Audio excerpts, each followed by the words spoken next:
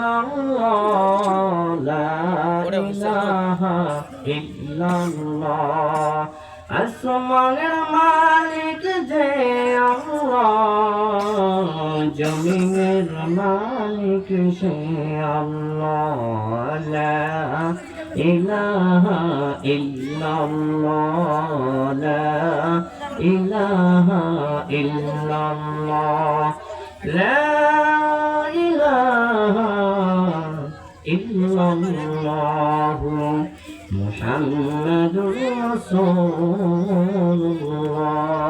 সাল্লাল্লাহু আলাইহি ওয়াসাল্লাম। আলহামদুলিল্লাহ, এখানে গ্রাম নুরানি হাফিজিয়া মাদ্রাসার চতুর্থ বার্ষিক হাফেজ ছাত্রদের পাগড়ি প্রদান উপলক্ষে আজকের এক বিশাল তাফসিরুল মাহফিলের সম্মানিত সভাপতি সাহেব এবং এলাকার বিভিন্ন তৌহিদি জনতা সকলের প্রতি আমার অন্তর থেকে আবারও সালাম, আসসালামু আলাইকুম রাহমাতুল্লাহ। আলহামদুলিল্লাহ, আমরা আল্লাহ পাকের শুকরিয়া তান সবাই বলি হামদান কাসীরা তাইয়িবান মুবারাকান ফীহি ইয়া রাব্বি লাকাল হামদু কামা ইয়ানবাগি লিজালালি ওয়াজহিকা ওয়া আযীমি সুলতানিক। আলহামদুলিল্লাহ, আমরা আল্লাহ পাকের প্রশংসা করলাম। সংক্ষিপ্ত আকারে নবীর প্রতি সকলেই মিলে বলছি সাল্লাল্লাহু আলাইহি ওয়াসাল্লাম। সম্মানিত উপস্থিতি, আমি আপনাদের সামনে সূরাতুল মুমিন থেকে 12 নম্বর আয়াতে কারিমা তেলাওয়াত করেছি। নবীজির অসংখ্য হাদিস থেকে ছোট্ট একটা হাদিস তেলাওয়াত করেছি।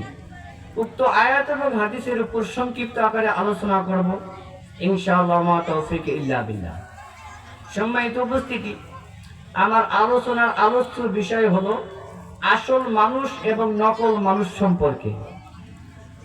আসল মানুষ এবং নকল মানুষ সম্পর্কে কিছু আলোচনা করব ইনশাআল্লাহ।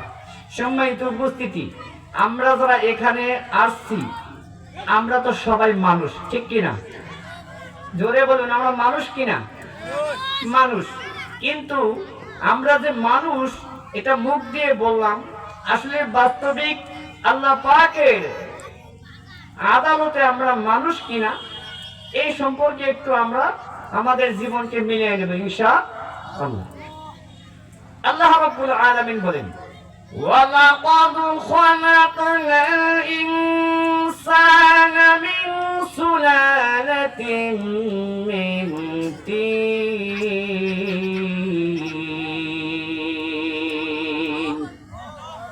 ওয়ালাকাদ খালাকনাল ইনসানা, আল্লাহ বলেন আমি অবশ্যই মানুষকে সৃষ্টি করেছি মিন সুলালাতিন মিন তিন, মাটির সার অংশ থেকে।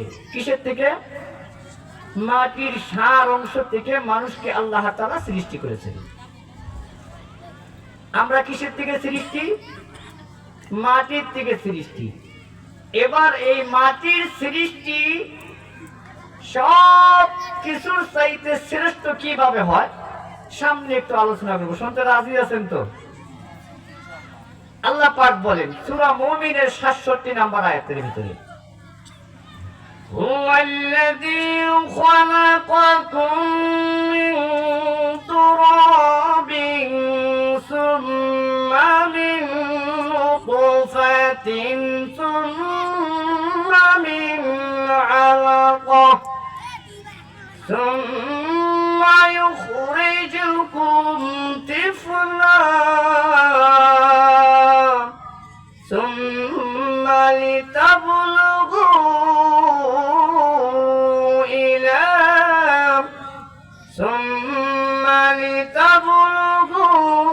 أشدكم ثم لتكونوا شيوخا ومنكم من يتوفى من قبل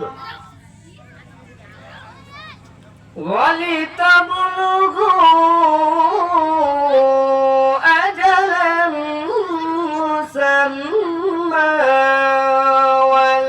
ولعلكم تعقلون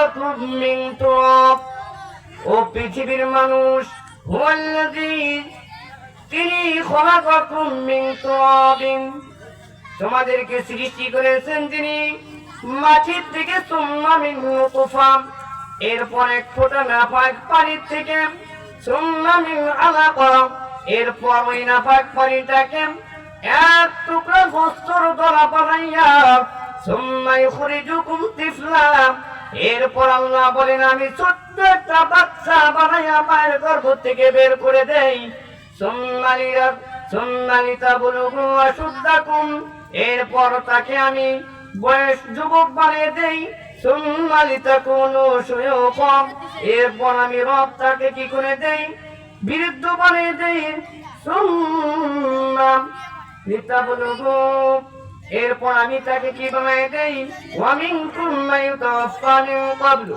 এরপর আমি তাকে অনেককে আবার আমি বৃদ্ধ হওয়ার পূর্বে দুনিয়া থেকে নিয়ে নেই। এরপরে আল্লাহ বলেন কেন আমি এই কাজ করি, ওয়ালিতাবলুগু আজালাম মুসাম্মা, আমি রব কি করে একটা নির্ধারিত মেয়াদ দিয়ে দেই, ওয়ালাআল্লাকুম তাআকিলুন, যাতে করে সে বুঝতে পারেন। ও মুসলমান, আয়াতে কারিমা ভালো করে বোঝার চেষ্টা করেন। রব্বে কারিম বলেন আমি মানুষ বানাইলাম মাটির থেকে, এরপরে আমি এই মানুষটাকে এক ফোঁটা নাপাক পানির থেকে মায়ের গর্ভের ভিতরে আমি 40 দিন রাখলাম। 40 দিন রাখার পর আমি রব আরো 40 দিন পর 40 দিন পর্যন্ত একটা গোস্তের টুকরা বানাইলাম। এরপর আমি রব কি করলাম, সুম্মা ইখরিজুকুম তিফলাম, ওই ছোট্ট বাচ্চা আসার পূর্বে মায়ের গর্ভের ভিতরে আমি রব একজন ফেরেশতা পাঠাইলাম, যেই ফেরেশতা মায়ের গর্ভে এসে রব্বে কারিমের নির্দেশে এসে ওই ফেরেশতা ওই রূহটাকে ফুঁক দেয়। ফুঁক দেওয়ার পর রব্বে কারিম ওই সময়ের ভিতরে প্রত্যেকটা ব্যক্তির 4টা জিনিস লিখে দেয়। তার প্রথম নাম্বার জিনিস হলো এই পৃথিবীর বুকে ওই সন্তানটা কি পরিমাণ হায়াত পাবে, কতটুকু সে হায়াত পেন, কি পরিমাণ খানা খাবেন, কতটুকু তার রিজিকের প্রয়োজন, সবকিছু রব্বে কারিম সেখানে লিখে দেয়। এরপরে রব্বে কারিম ওই সন্তানটার জন্য তার কি পরিমাণ রিজিক, হায়াত দেওয়ার পর রিজিক দিয়ে দেয়। এরপর রব্বে কারিম ওই সন্তানটার জন্য শুধু তাই নয়, তার জীবনের ভালো মন্দ সব লিখে দেওয়া হয়। সুম্মা ইখরিজুকুম তিফলা, এরপর রব্বে কারিম কি করে ওই সন্তানটাকে ছোট্ট করে পৃথিবীর বুকে পাঠায় দেয়। এরপর রব্বে কারিম বলেন ও পৃথিবীর মানুষ ভালো করে শোনো, সুম্মা লিতাকুল সুম্মা লিতাবলুগু আশুদ্দাকুম, এরপরে আমি রব্বে কারিম ওই সন্তানটাকে এক সময় যুবক বানায় দেই। মুসলমান হাজিরিন গভীর ভাবে মনোযোগ দেন, যে রব্বে কারিম আপনাকে আমাকে মাটির থেকে বানানোর পর এক ফোঁটা পাক পানি দিয়ে গোস্তের টুকরা দিয়ে এরপর রব্বে কারিম সেইটাকে ছোট্ট বানাইয়া পৃথিবীর বুকে পাঠাইয়া দিলেন। এরপরে যুবক বানাইলেন। আল্লাহ তাআলা মানুষকে ডেকে বলেন ও পৃথিবীর মানুষ, তুমি কি একটাবার ভেবে দেখছো তুমি ছিলাও কি হইছো, কি তুমি যুবক হয়েছো? যেই যুবক হয়ে তুমি রব্বে কারিমের ইবাদত করো, গোলামি করো, কিয়ামতের দিন রব্বে কারিম হাশরের ময়দানে যেদিন কোথাও ছায়া পাওয়া যাবে না, আল্লাহ রাব্বুল আলামিনের আরশ মহল্লার ছায়া ছাড়া গোটা হাশরবাসী যখন হাহাকার হয়ে যাবে, ওই সময় রব্বুল আলামিন ওই সমস্ত যুবকদেরকে আরশের মহল্লায় ছায়া দান করবেন, যেই যুবকরা যৌবনকালে আল্লাহর গোলামিতে কাটাইয়া দিয়েছে। যেই যুবকটা যৌবনকালে আল্লাহর ইবাদতে সময় ব্যয় করে দিয়েছে, ওই যুবকটা কিয়ামতের দিন আল্লাহ তাআলার দরবারে আরশ মহল্লার ছায়াতে তারা বসবাস করে। সুবহানাল্লাহ। সম্মানিত উপস্থিতি, এরপরে আল্লাহ তাআলা বলেন এই মানুষটাকে আমি কি করলাম, তাকে আমি বিদ্যা করলাম, এরপরে আমি তাকে অনেককে আবার বিদ্যা করার পূর্বে দুনিয়া থেকে নেই। তার কারণটা কি? তার কারণটা হলো আল্লাহ তাআলা এটা বোঝায় যে মানুষ বয়স হওয়া এটা কোনো বিষয় না। অনেকে দেখা যায় বাপ থাকে, ছেলে চলে যায়, দাদা আছে, বাপ আছে, নাতি চলে যায়, যায় কিনা বলেন? এটা আল্লাহ তাআলার একটা কারিশমা। সম্মানিত উপস্থিতি, এরপর আল্লাহ তাআলা বলেন সুম্মা লিতাকুনু শুয়ুখা, আমি তোমাকে বয়স্ক করলাম, সুম্মা লিতাবলুগু আজালাম মুসাম্মা, আমি নির্ধারিত একটা সময় দিয়েছি, এই নির্ধারিত তোমার সময় শেষ, এরপর আমি কি করলাম, ওয়ালাআল্লাকুম তাআকুলুন, বান্দা তোমাকে বোঝানোর জন্য আমি তোমাকে এই হায়াতটুকু দিয়েছি। সুবহানাল্লাহ। সম্মানিত উপস্থিতি, আয়াতে কারিমা থেকে এতটুকু বুঝতে পারলাম, রব্বুল আলামিন আপনাকে আমাকে মাটি থেকে বানাইছেন এক ফোঁটা নাপাক পানি দিয়ে, এরপরে গোস্তের টুকরা বানাইয়া ছোট্ট মাসুম বাচ্চা বানাইয়া, এরপরে আমরা দুনিয়াতে আসিয়া বড় হইলাম, যুবক হইলাম, অনেকে বৃদ্ধ হয়ে গেল, দুনিয়া থেকে চলে গেল। ও মুসলমান, এই দুইটা আয়াতে কারিমা থেকে আমরা বুঝতে পারলাম রব্বুল আলামিন আপনাকে আমাকে সিরাতান সুরাতান, হাত পা অঙ্গ প্রত্যঙ্গ নিয়ে আমরা মানুষ হইলাম, কিন্তু আল্লাহর আদালতে আসল মানুষকে, সেটা আপনাকে আমাকে অবশ্যই বুঝতে হবে, ঠিক কিনা? আসল মানুষকে এমনি আমরা আয়াত থেকে বুঝতে পারলাম, একটা মানুষের জন্ম থেকে মৃত্যু পর্যন্ত এই জিনিসটা সিস্টেমটা জানলাম, কিন্তু আল্লাহ তাআলার আদালতে আসল মানুষ কাকে বলে সেটা আমাদের অবশ্যই জানার দরকার আছে কিনা বলেন? আছে? আল্লাহ তাআলা বলেন আসল মানুষ কাকে বলে। পৃথিবীর বুকে মানুষের অভাব নাই, যেদিকে দেখবেন শুধু মানুষ আর মানুষ, কিন্তু আল্লাহর আদালতে আসল মানুষ কাকে বলে? আল্লাহ রাব্বুল আলামিন বলেন আর-রাহমান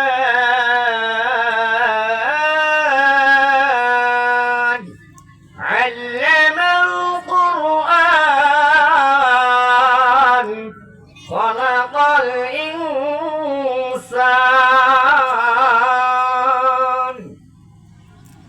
আল্লাহ রাব্বুল আলামিন বলেন দয়াময় আল্লাহ তিনি, যিনি কোরআন শিক্ষা দিলেন, তিনি মানুষ বানাইলেন। এই আয়াত থেকে আমরা বুঝতে পারলাম রব্বুল আলামিনের আইনে, আল্লাহ তাআলার আদালতে, আল্লাহর থিওরিতে মানুষ তাকে বলা হয়। আল্লাহ নিজেই বললেন আর-রহমান, দয়াময় আল্লাহ তিনি, আল্লামাল কুরআন, যিনি কোরআন শিক্ষা দিলেন, খলাকাল ইনসান, তিনি মানুষ বানাইলেন। গভীর মনোযোগ, আল্লাহ এখানে আগে কোরআন শিক্ষার কথা বললেন, এরপরে মানুষের কথা বললেন। তার মানে শুধু সিরাতান সুরাতান, হাত পাঙ্গ প্রত্যঙ্গ নিয়ে জন্ম নিয়ে বড় হয়ে মৃত্যুবরণ করলেই মানুষ হওয়া যায় না। আসল মানুষ হইতে হইলে অবশ্যই কোরআনের দরকার আছে, ঠিক কিনা? আসল মানুষ হওয়ার জন্য কিসের দরকার? কোরআনের শিক্ষার দরকার। বলেন কোন শিক্ষা দরকার? কথা কয় না, কোন শিক্ষার? কোরআনের শিক্ষার। কোরআনের শিক্ষার দ্বারা মানুষ আসল মানুষ হইতে পারে, কোরআনের শিক্ষা ছাড়া মানুষ আসল মানুষ হইতে পারে না। কিন্তু বড় দুঃখজনক হলেও সত্য কথা হলো, এই পৃথিবীর বুকে এই কোরআনের শিক্ষা অনেকের কাছে ভালো লাগে না। ইসলামী হুকুমত, আল্লাহর জমিনে আল্লাহর দ্বীন কায়েমটা হোক, এইটা অনেকের কাছে ভালো লাগে না, ঠিক কিনা? ভালো কেন লাগে না? এর পিছনে নিশ্চয়ই কোনো কারণ আছে। যেই কারণটা হইল, এই আল্লাহর জমিনে যদি আল্লাহর দ্বীনটা বাস্তবায়ন হয়ে যায়, আল্লাহর দ্বীন যদি কায়েম হয়ে যায়, তাহলে দেখবেন দুর্নীতিবাজরা দুর্নীতি করতে পারবে না, ঠিক কিনা? চাঁদাবাজরা চাঁদাবাজি করতে পারবে না, ঘুষখোররা ঘুষ খাইতে পারবে না, অন্যায়কারীরা অন্যায় করতে পারবে না। তারা এই জন্য আল্লাহর জমিনে আল্লাহর দ্বীন কায়েমটা চায় না, ঠিক কিনা? ও মুসলমান, আল্লাহর জমিনে আল্লাহর দ্বীন কায়েমের চেষ্টা যে না করে, দ্বীন কায়েমটা হোক, এই ফিকিরটা যে না করে, সে আসলেই মুসলমান হইতে পারে না।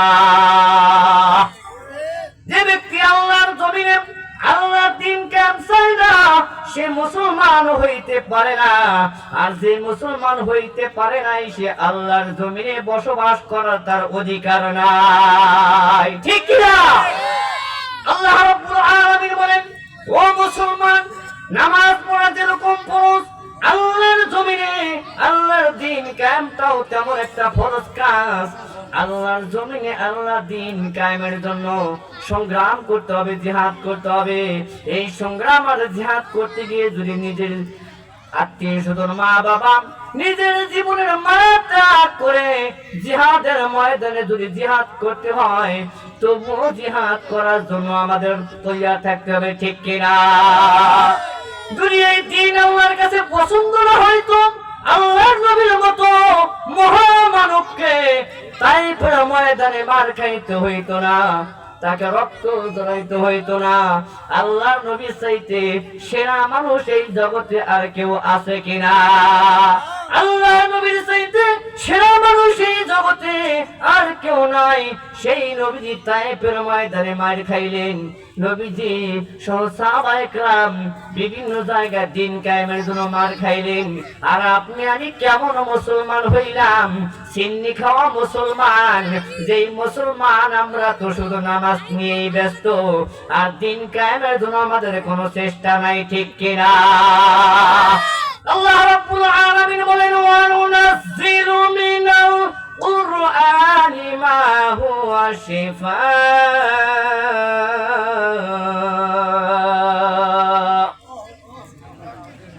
ওয়া রাহমাতাও ওয়া বুশরা লিল মুসলিমিন।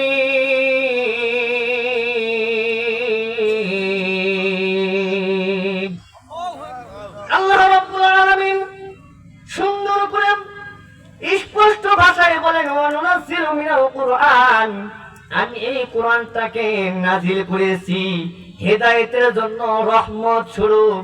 এই কোরআনটার ভিতরে প্রত্যেকটা ব্যক্তির হেদায়েতের কথা আছে, কিন্তু বাস্তব কথা হলো এই কোরআনের হেদায়েতের কথা অনেকের কাছে ভালো লাগে না। আল্লাহ নিজেই বলেন, ওয়ালা ইয়াজিদুল যালিমিনা ইল্লা খাসারা।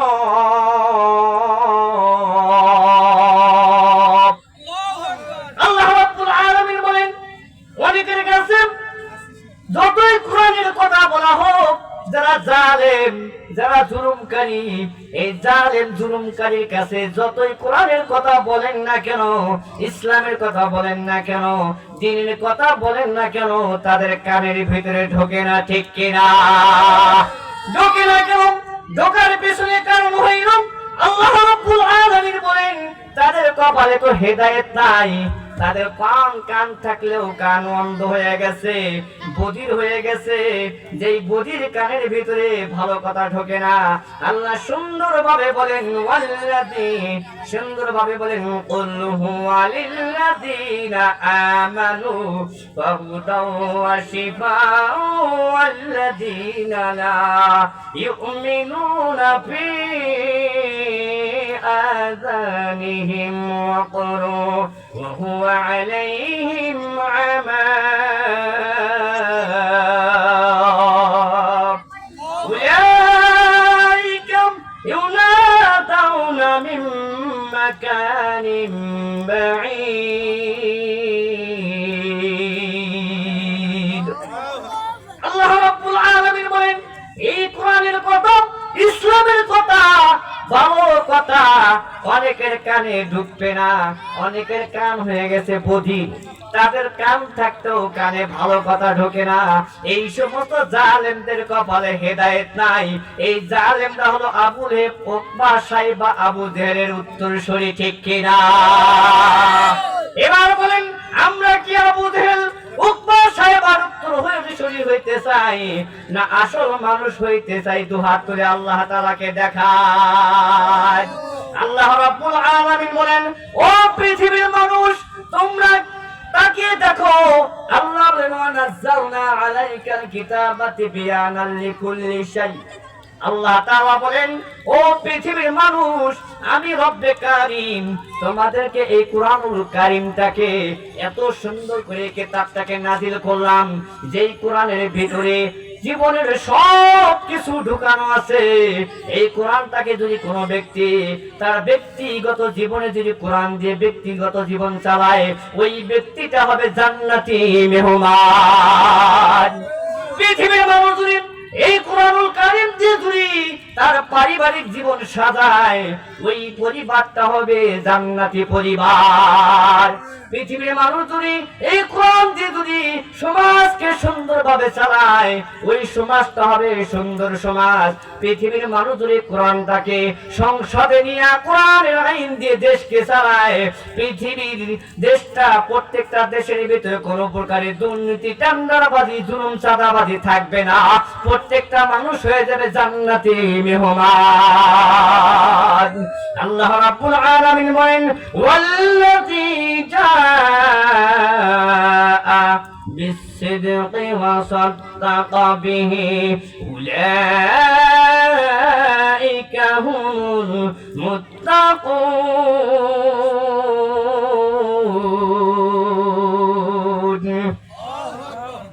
লাহুম মা ইয়াশাউনা ইনদা রাব্বিহিম যালিকা জাযাউল মুহসিনিন। আল্লাহ তাআলা বলেন, এই কোরআনুল কারীমকে যারা সত্য বলে মেনে নিবে, কোরআনুল কারীমকে যারা নিজের জীবনে সত্য হিসাবে সত্যায়ন করে মেনে নেবে, আল্লাহ তাআলা বলেন ওই ব্যক্তি আল্লাহর আইনে আসল মানুষ হয়ে যাবে। ওই মানুষটাই মুত্তাকিন হয়ে যাবে। লাহুম মা ইয়াশাউনা ইনদা রাব্বিহিম, ওই ব্যক্তিটা আল্লাহর কাছে যা চাবে তাই পেয়ে যাবে। যালিকা জাযাউল মুহসিনিন, ওই ব্যক্তিটা নিঃসন্দেহে এটাই আল্লাহর কাছে বড় প্রাপ্য পেয়ে যাবে। ও মুসলমান, উক্ত আয়াতে কারিমা থেকে আমরা বুঝতে পারলাম আমরা হইলাম মুসলমান, মানুষ হয়ে আসছি দুনিয়াতে আল্লাহর জমিনে আল্লাহর দ্বীন কায়েমের জন্য সংগ্রাম করতে গিয়ে ভালো মানুষ হওয়ার জন্য যদি জিহাদ করে নিজের জীবন দিতে হয়, কে কে রাজি আছেন দুহাত করে আল্লাহকে দেখায় দেন। আল্লাহ বলেন, ওয়ালা তাহিনু ওয়ালা তাহজানু ওয়া আনতুমুল আ'লাউনা ইন কুনতুম মুমিনিন।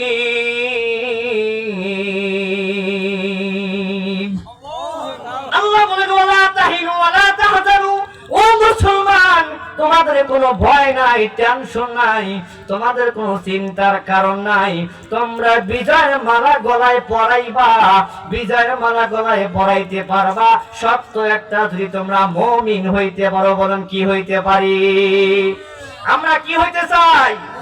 মুমিন। দুহাত তুলে দেখা, আল্লাহু আকবার। আমরা হইতে চাই মুমিন। আল্লাহ আমাদেরকে বানাইছে মুমিন হওয়ার জন্য, আসল মানুষ হওয়ার জন্য। সম্মানিত উপস্থিতি, আলোচনার একটু গভীর দিকে সামনের দিকে খেয়াল করেন। বলতেছিলাম আল্লাহ আমাদেরকে কি হওয়ার জন্য পাঠাইছে? আসল মানুষ হওয়ার জন্য পাঠাইছে। আল্লাহ নিজে বলেন, ইকরা বিসমি রাব্বিকাল্লাযী খালাক খালাকাল ইনসানা মিন আলাক اقرأ وربك الأكرم الذي علم بالقلم। আল্লাহ তাআলা বলেন, ও নবী, ইকরা বিসমি রাব্বিকাল্লাযী খালাক, পড়ো তোমার প্রভুর নামে যেই প্রভু তোমাকে সৃষ্টি করেছে। ইকরা, পড়ো, বিসমি রাব্বিকাল্লাযী খালাক, ওই প্রভুর নামে পড়ো যেই প্রভু তোমাকে সৃষ্টি করেছে। বলেন আমাদের সৃষ্টি করেছে কে? আরো জোরে বলেন, কে সৃষ্টি করেছে? আল্লাহ সৃষ্টি করেছে। সেই আল্লাহর নামে পড়তে বলা হয়েছে। এখান থেকে আমরা বুঝতে পারি অবশ্যই আমাদের পড়তে হবে, অবশ্যই আমাদের জ্ঞান হাসিল করতে হবে, ঠিক কিনা? খালাকাল ইনসানা মিন আলাক, আল্লাহ বলেন যিনি তোমাদেরকে জমাট রক্ত থেকে সৃষ্টি করেছে। ও মুসলমান, এই শিক্ষা হাসিল না করলে কিন্তু আসল মানুষ হওয়া যাবে, আসল মানুষ হওয়া যাবে না। আল্লাহ তাআলা হযরত আদম আলাইহিস সালামকে সৃষ্টি করার পর আদম আলাইহিস সালামকে সব কিছুর জ্ঞান দান করলেন। জ্ঞান দান করার পর আদম আলাইহিস সালামকে বললেন, আদম, ওই আকাশের দিকে তাকায়া দেখো। আদম আলাইহিস সালাম আকাশের দিকে তাকায় দেখে আদি পিতা আদম আলাইহিস সালাম তাকে দেখে মুহাম্মদ নামক এক ব্যক্তির নাম লেখা। আদম আলাইহিস সালাম বললেন, রব্বুল আলামিন, সব কিছু বুঝলাম, ওই যে দেখতেছি একটা নাম, এই নামটা কার? আল্লাহ রাব্বুল আলামিন বলেন, ওই ব্যক্তিটাই হলো তোমার সন্তান। তিনি এক সময় তোমার সন্তান হয়ে এই ধরার বুকে নবী হয়ে আসবে। তিনি আসমানে আছে আহমদ নাম হয়ে, আর জমিনে সে মুহাম্মদ নামে হয়ে আসবে। সুবহানাল্লাহ। কি হয়ে আসবে? মুহাম্মদ হয়ে আসবে। মুহাম্মদ আমাদের কে? জোরে বলেন, আমাদের নবীর নাম কি? মুহাম্মদ সাল্লাল্লাহু আলাইহি ওয়াসাল্লাম। আমাদের নবী যে মুহাম্মদ সাল্লাল্লাহু আলাইহি ওয়াসাল্লাম, তার আমরা সবাই উম্মত। তার আমরা কি? উম্মত আমরা সবাই। সেই নবী কত সুন্দর একটা মহামানব ছিলেন।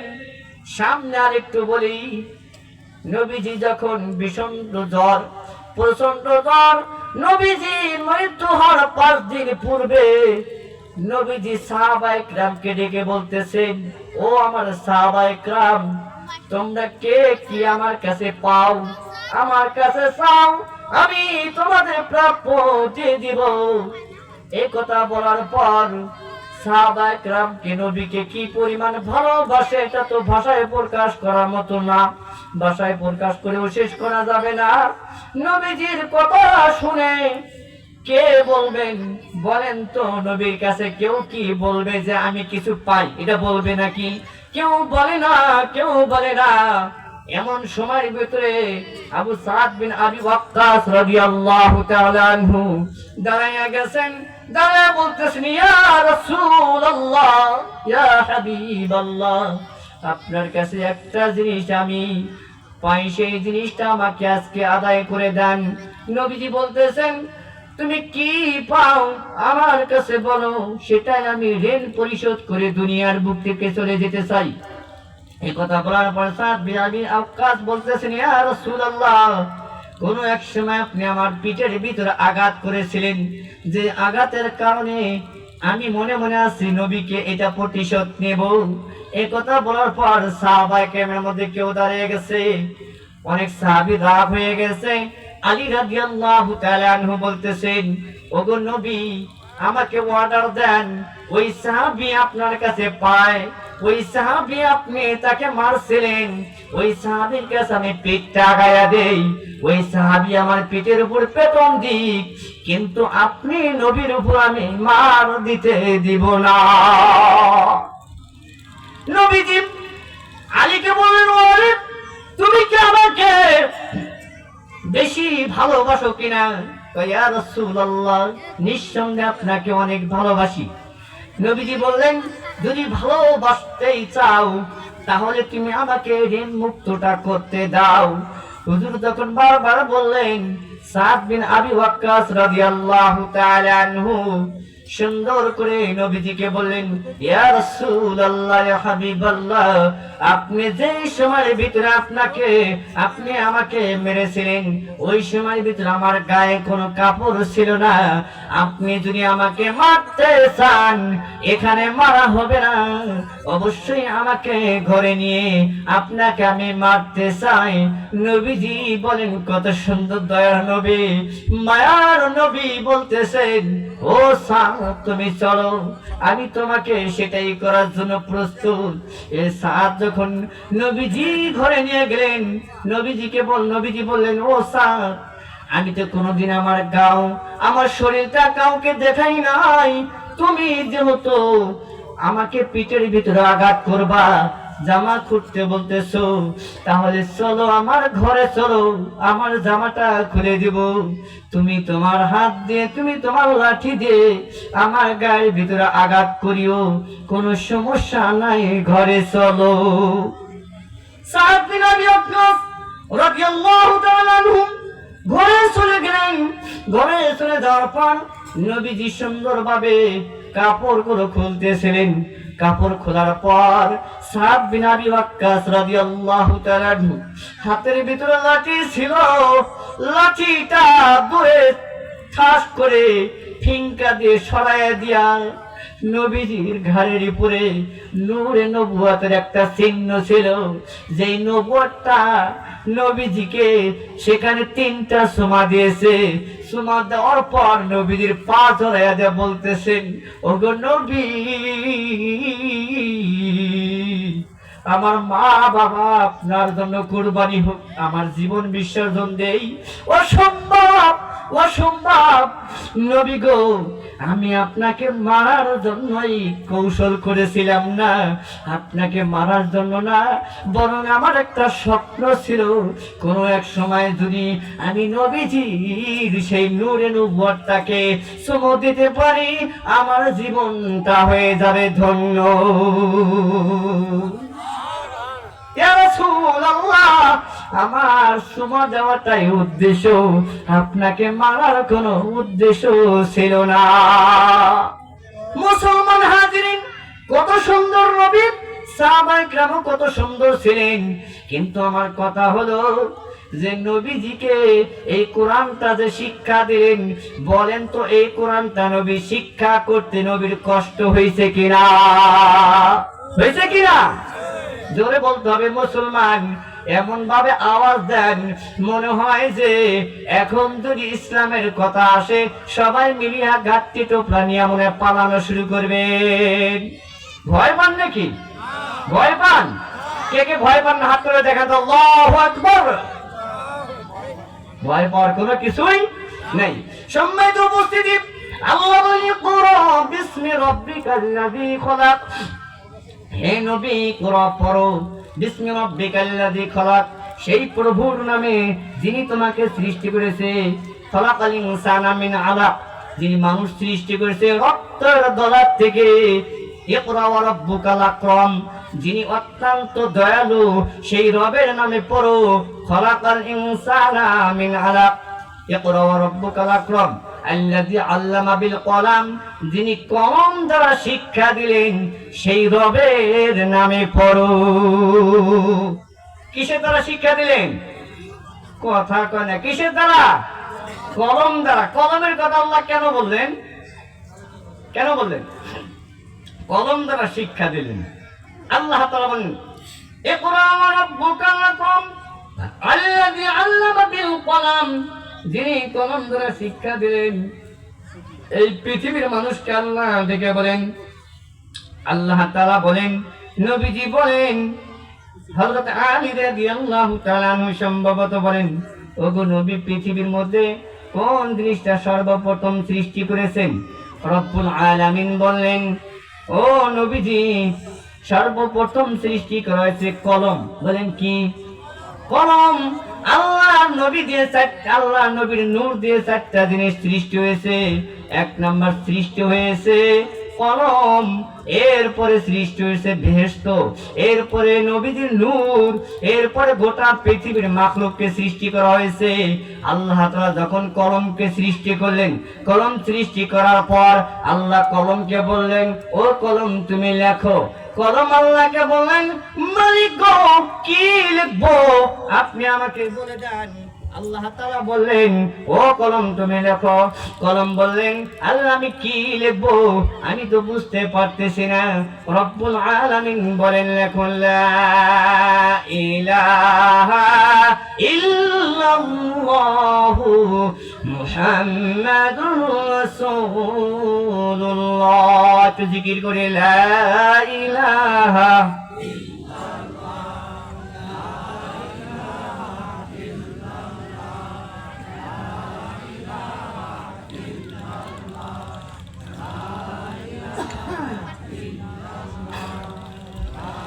লা ইলাহা ইল্লাল্লাহু মুহাম্মাদুর রাসূলুল্লাহ সাল্লাল্লাহু আলাইহি ওয়াসাল্লাম।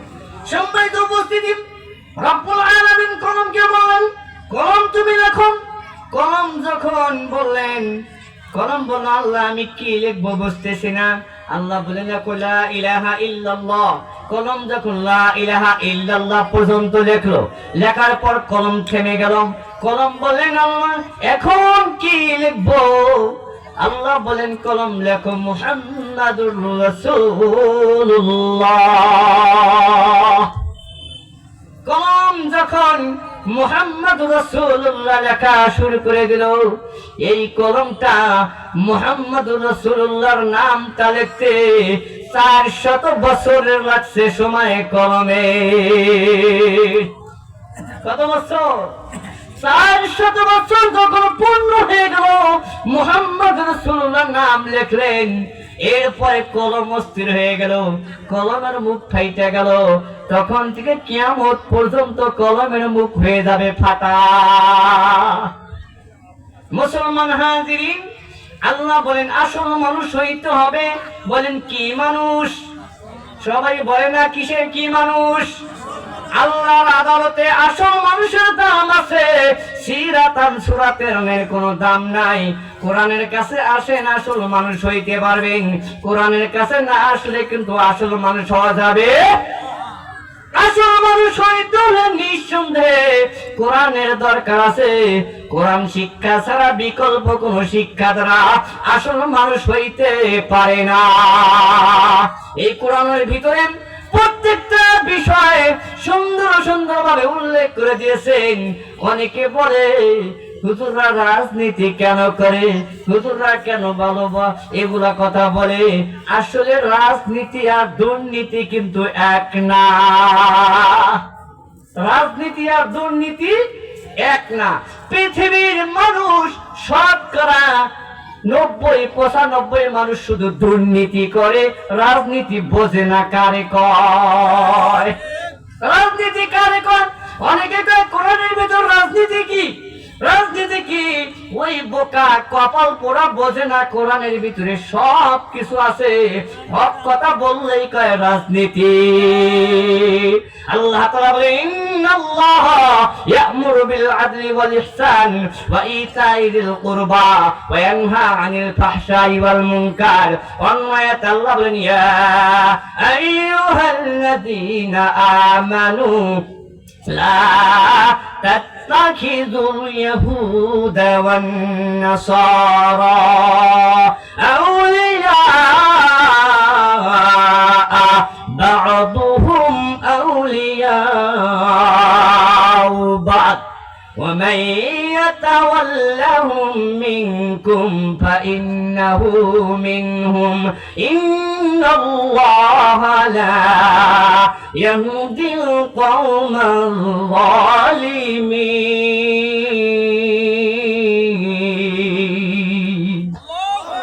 আল্লাহ রাব্বুল আলামিন বলেন, এই পৃথিবীর মানুষ তোমরা যা মুমিন দাবি করো, ইমানদার দাবি করো, মুখেই বলো ইমানদার।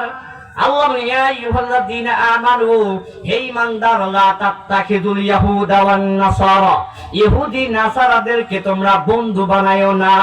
ইহুদি নাসারাদেরকে যদি তোমরা বন্ধু বানাও, ওর কারণ হলো আল্লাহ বলেন আউলিয়াউ বা'দুহুম আউলিয়াউ বা'দ, তারা পরস্পর পরস্পরের বন্ধু। তোমরা ইহুদি নাসারাদের বন্ধু হইতে পারো না। ওয়া মাইয়াতাল্লাহুম মিনকুম মিনহুম, যে ব্যক্তি ইহুদি নাসারাদেরকে বন্ধু বানায় নিল, আল্লাহ বলেন ফাইন্নাহু মিনহুম, ওই নেমুক হারাম কপাল পোড়া ওই জাতিরই অংশ একজন। ও মুসলমান, আপনি আমি কই তুমি মাতায় 5 ওয়াক্ত নামাজ পড়ি, আমি আবার কিসের ইহুদি নাসারাদের সাথে আমার সম্পর্ক? আমি আবার কিসের ইহুদি নাসারাদের সাথে আমার সম্পর্ক হইল? আমি কেমনে আবার ইহুদি নাসারাদের বন্ধু হইলাম? মুসলমান প্রত্যেকটা ঘরে ঘরে, প্রত্যেকটা ব্যক্তিগত জীবনে, সামাজিক জীবনে, পারিবারিক জীবনে, রাষ্ট্র পর্যায়ে প্রত্যেকটা জায়গায় জায়গায় ইহুদি খ্রিস্টানদের কালচারে রূপান্তরিত হয়ে গেছে, ঠিক কিনা? ও মুসলমান, শুধু নামাজ পড়লেই জান্নাতে যাবেন এই আশা করে বাকি কাজ বন্ধ করে আছেন। আল্লাহ বলেন ইয়া আইয়ুহাল্লাযীনা আমানু দুখুলু ফিস সিলমি কাফা ওয়া লা তাত্তাবিউ খুতুওয়াতিশ শাইতান। ও মুসলমান, তুমি শুধু মনে করতেছ জুব্বা পড়লাম, লম্বা পাগড়ি পড়লাম, মসজিদে গিয়ে শুধু তাসবিহ নিয়ে বসে থাকলাম, আল্লাহ বুঝি আমাকে জান্নাত এমনি দিয়ে দিবে? অসম্ভব। তুমি জান্নাত যদি পাইতে চাও, ইসলামে যা আছে সব তুমি মাইনা চলো, তাহলে তুমি আশা করতে পারো।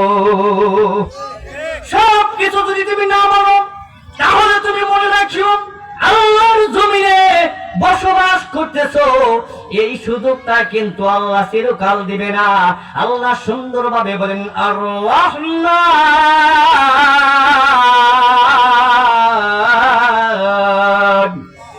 আর রহিম।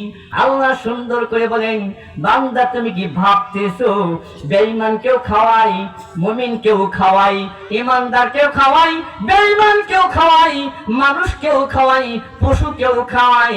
এইটা বুঝি আল্লাহ দয়া করে সবাইকে একই অবস্থায় সব সময় আল্লাহ ছাড় দেবে?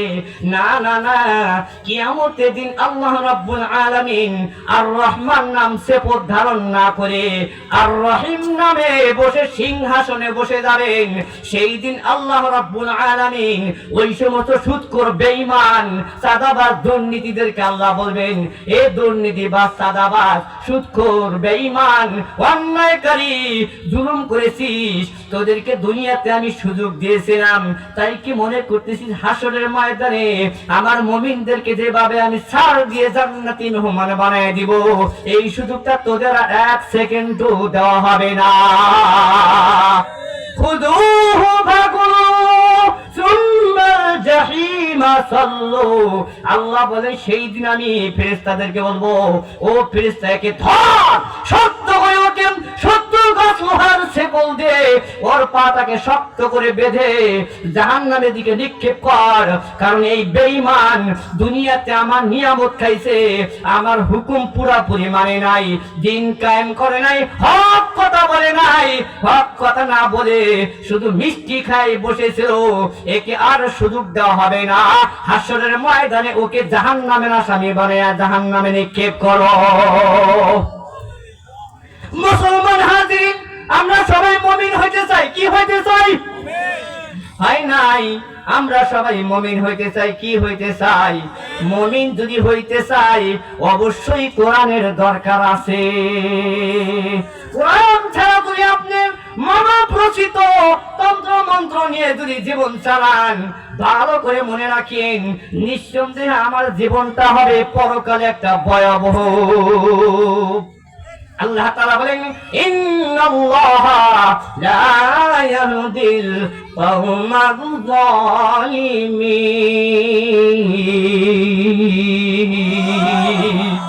আল্লাহ রাব্বুল আলামিন বলেন, ও পৃথিবীর মানুষ, আমি জুলুমকারীকে পছন্দ করি না। যারা জালেম হবে, সমাজে দুর্নীতি চাঁদাবাজি বেঈমান হবে, এই দুর্নীতি চাঁদাবাজিদেরকে জালেম নামে আখ্যায়িত করলাম। ইন্নাল্লাহ নিশ্চয় আল্লাহ লা ইয়াহদিল, আল্লাহ হেদায়েত দান করে না কওমাজ যালিমিন, জালেমদেরকে আল্লাহ হেদায়েত দেয় না। বলেন তো আমরা জালেম হইতে চাই না মুমিন হইতে চাই? দুহাত করে দেখান কে কে মুমিন হইতে চাই। আল্লাহ আমাদের সবাইকে মুমিন হয়ে কবরে যাওয়ার মতো তৌফিক দান করেন। সবাই বলেন আমিন। রাগ করলেন? সম্মানিত উপস্থিতি, এবার খেয়াল করেন, এই কোরআন শিক্ষা ছাড়া বিকল্প কোন শিক্ষার কোন আমাদের লাভ হবে না। দুনিয়ার জীবন শেষ, আমার জীবনটাই শেষ। সুতরাং কোরআন শিক্ষা অবশ্যই আমাদের দরকার আছে। কোরআন শিক্ষা কোথায় হয় বলে? মাদ্রাসা হয়। কোথায় হয়? মাদ্রাসা হয়। মাদ্রাসা থাকলে নিঃসন্দেহে কোরআনের শিক্ষা থাকবে, মাদ্রাসা না থাকলে কিন্তু কোরআনের শিক্ষাও থাকবে, কোরআনের শিক্ষাও থাকবে না। মনে করবেন যে মাদ্রাসা চায় না, ও আসলে মুমিন না, হইল আবু জেহেলের উত্তরসূরি।